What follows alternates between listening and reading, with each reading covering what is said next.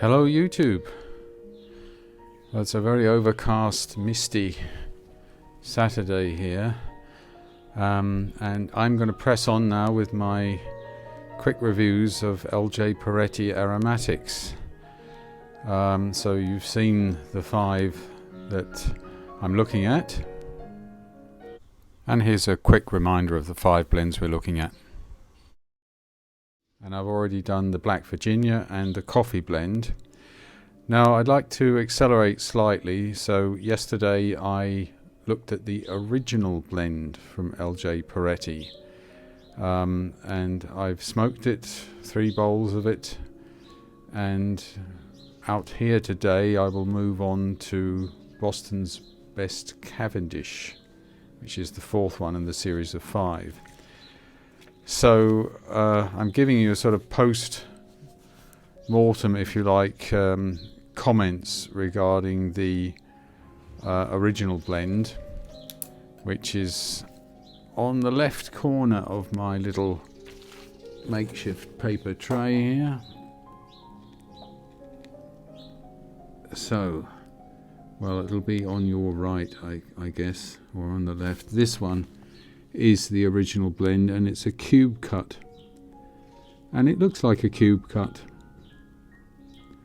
as opposed to this almost ribbon looking cut that is in the Best Cavendish mixture.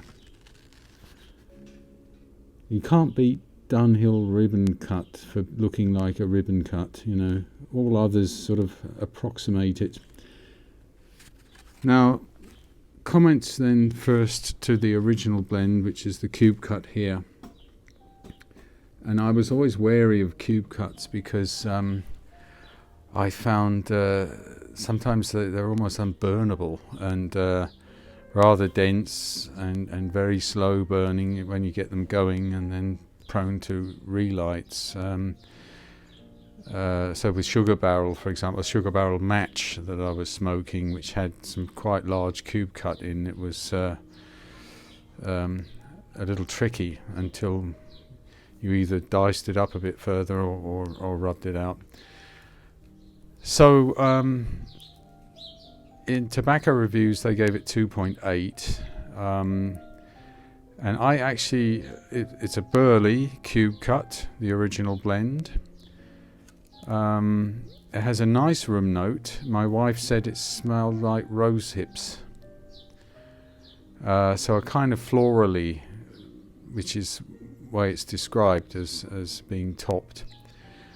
I picked up a little bit of that in the taste, but really at the background it's not like Lakeland or something like that. At least I didn't find it was. And immediately I got a nice sweetness, gentle, little bit molassesy type of sweetness, and a little bit of nut, being a Burley mix. What I expected, really, not overpowering. The good thing is it was easy to pack and easy to keep lit. You know, I think I had 1 relight, and it's only because I was talking to my wife at the time and didn't watch out. It burned very cleanly. There was no residue, no bite.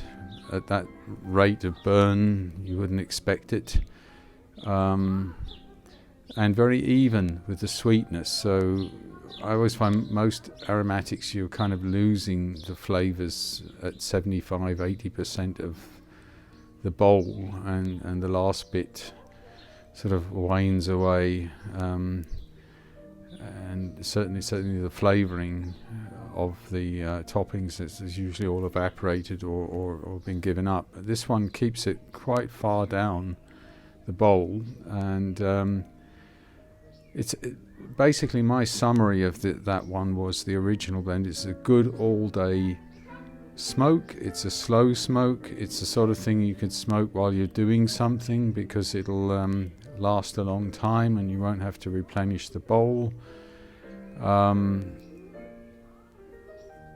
You know, unspectacular. Was I know other ones which are sweeter and for my taste, more appealing, but certainly very good. And with all of these LJ Perettis, the quality of the tobacco is not in question. They are all made with first class Virginia, Cavendish, Burley, whatever they're using. So again, I would say it's certainly good. I would tend to agree with Tobacco Reviews 2.8, but only because my personal taste, that I like a little bit stronger flavouring, if you like, and a bit more punch in the flavours. So certainly that original one was a good one, and adds up, I think, to the reputation here that Peretti has. Now, as I said, I now move on to the Boston Best Cavendish, which was the ribbon cutty looking one in the bowl here, and I haven't tried this at all, so I have to light up. Listening to some Chopin here. Cast today is a Peterson lighter, and it's still March, so my meerschaum madness is still there. And this was the first meerschaum pipe I ever bought, directly from someone in Turkey on eBay, and it's a calabash style, no engraving, so quite simple. Was a little less expensive for that reason, about, I don't know, something like $80, $90, something like that at the time. 9mm, and it's just colouring up nicely on the top, you know, and a little bit on the stem. Deco 8, the one with the bamboo, the cheapest one you can get in Europe. I think what was it, under €3. What surprised me a little bit, you know, always thinking Cavendish is you know, black, but it's not. So if you look at this mix of Cavendish here, which is on this side of the dish, it's actually sort of brown, light brown, no real black Cavendish in there as such. But even as you char light this, some sweetness comes through. Sometimes I even find before you've even lit, you just suck through the tobacco, you can get a little bit of the feeling of the flavour that's coming.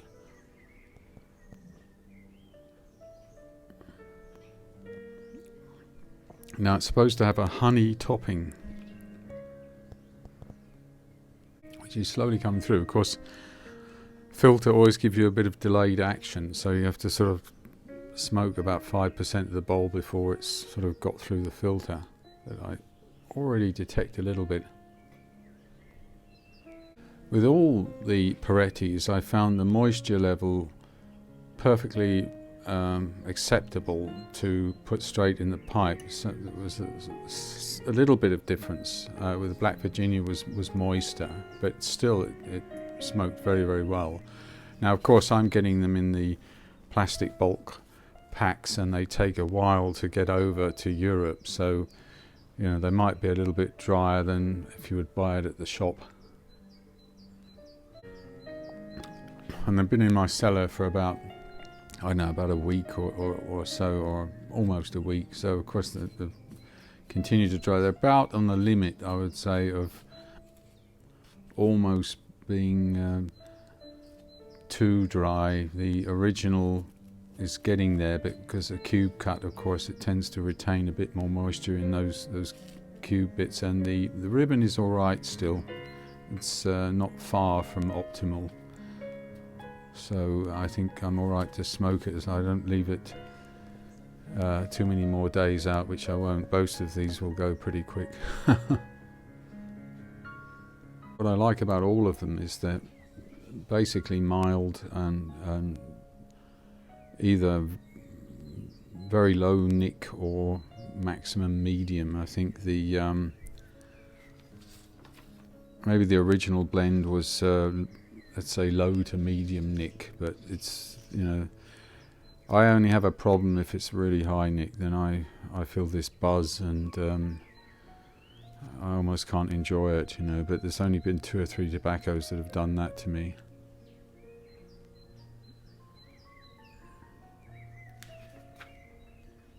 It's good keeping notes, you know. I've got this little notepad from a lady. She actually sews them together from sort of parchment and special papers, and puts designs on them herself. Might be of interest for people in Switzerland, probably no one else, but I'll put a link below. Christina Kaminski. And if you want a particular design, she'll put it on there for you. There's all kinds of things like that.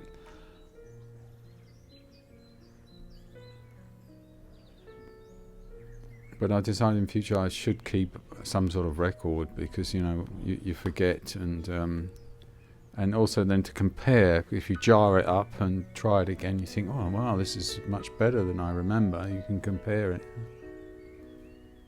It's got going now, and it's a very nice burn.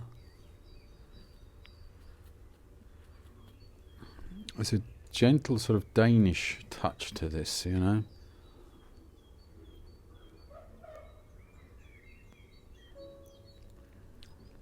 There's some tea in there. It's like a, you know, some. That's very nice. It's some kind of spice. The nearest I can put it is like tea, and that slightly woodiness you get with a tea sometimes, and a little bit, I'm sure that's in the room note.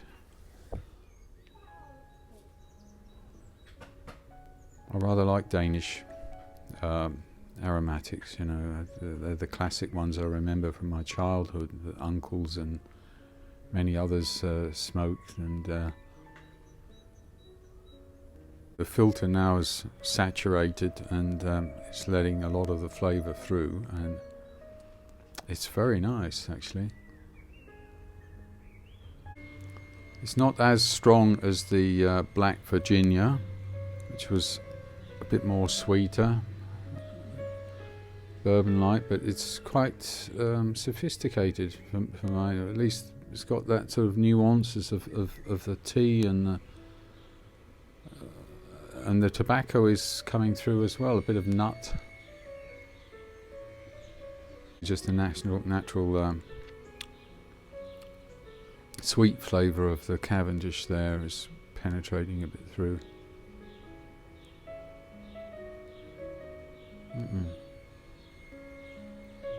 Mild Danish, that's how I would describe it. Very pleasant. Got 3.6 on tobacco reviews. Now it's in full strength, and it's definitely honey. It's actually a nice example of a honey blend, because you can taste honey, you know, not just sort of some sort of sweetness or something. So I would agree with the score. I shall write it now.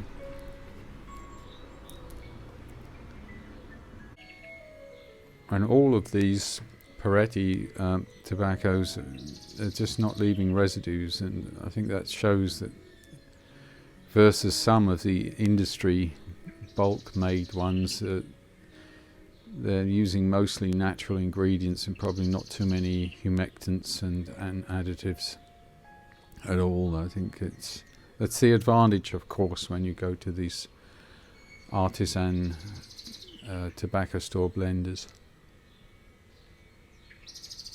It's nice. So far this is, well, head of the pack. I do find tobacco reviews, I don't know how you find it, mostly good, very good guide, you know.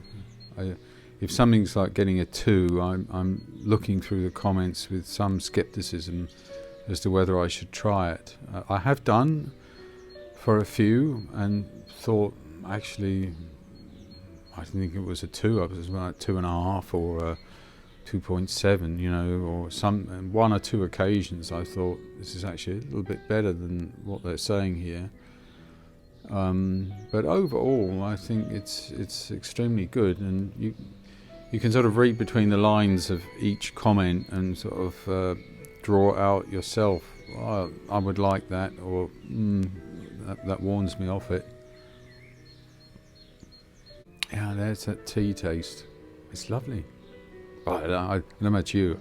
Right now, I take a cup of tea in the morning with a big blob of honey in it, because honey is good, you know, for your immune system. It's the royal jelly in it, and you know, I'm sure it helps, you know, if you've got a cold or flu or something like anyway, but even sort of prophylactically. I love the taste of it, you know. It's at full strength now, about 40% down the bowl, and it's bloody good. You know, if I compare with the original blend, which is perfectly good, you know, would enjoy to smoke it as well, but it's this is in a different league, you know.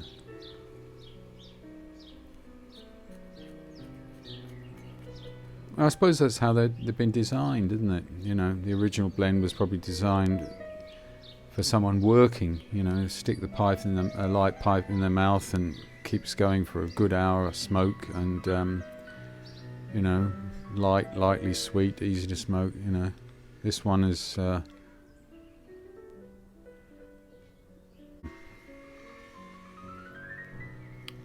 definitely one to be sitting down to enjoy it and explore those flavours. Me personally, I'm a reposing piper. I'm not. I tried it once or twice to trim the hedge or go for a walk, and you know, I have to sort of sit down to enjoy my pipe. I can't.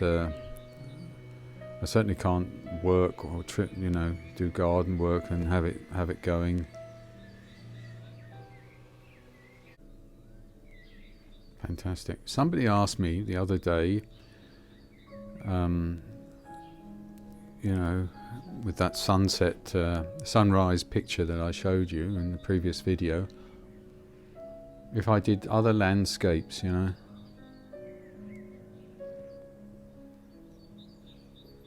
I've done a few, you know. Shall I show you one? Just hold on a second.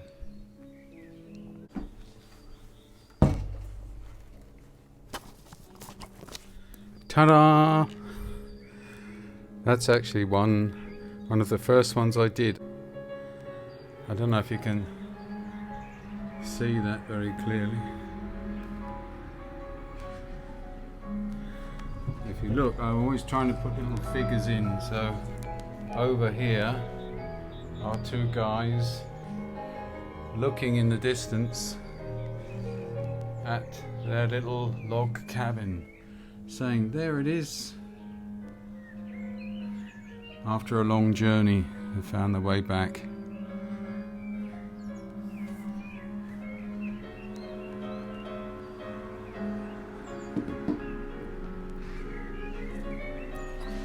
Well, that picture was framed because I realised in Switzerland it's cost you a couple of £100 to frame a picture, and I thought, well, I'm going to have to find a solution, so that's why I paint my frames on now.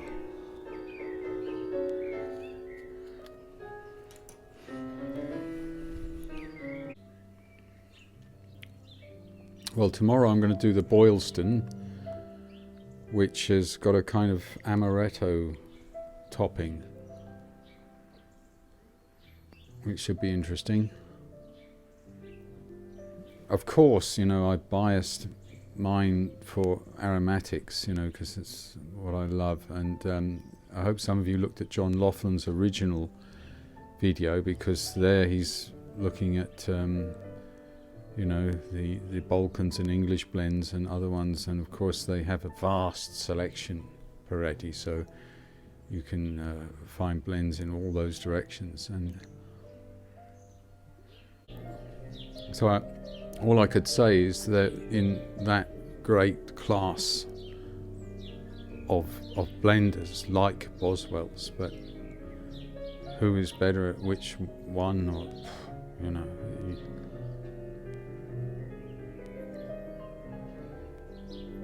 Well, I do have a soft spot for Boswells. As I said, I get it how I want it in tins, and I haven't tried one blend of theirs which I didn't really like, you know,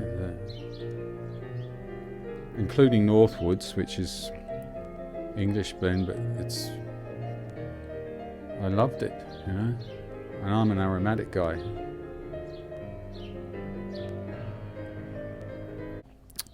Well,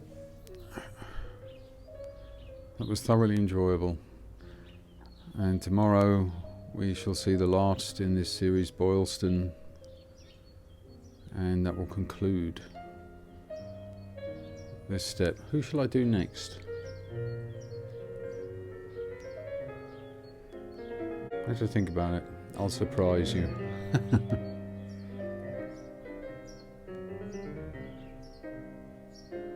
Okay, well, everybody take care, look after yourselves, relax, and have a beautiful weekend, beautiful Sunday tomorrow. Take care. Bye-bye.